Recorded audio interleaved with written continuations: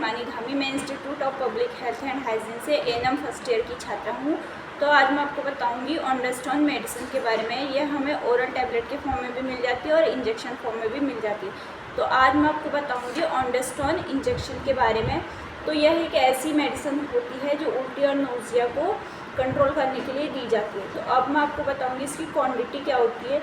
अगर हम 2 ml लेते हैं तो उसमें हमें 4 mg ऑनडेस्टोन मिल जाता है। अगर हम 4 ml लेते हैं तो उसमें हमें 8 mg ऑनडेस्टोन मिलता है। अगर हम 8 ml लेते हैं तो उसमें हमें 16 mg ऑनडेस्टोन मिल जाता है। तो अब मैं आपको बताऊंगी कि ये हमें कैसे देना होता है। तो ये जो इंजेक्शन होता है ये हमें पेशेंट के नीड के अकॉर्डिंग एडमिनिस्टर करना होता है। अब मैं आपको बताऊंगी इसके रूट क्या क्या होते हैं। रूट होते हैं इसके IV और IM होते हैं। अब जानते हैं कि ये हमें मार्केट में किस किस ब्रांड नेम से मिलती है।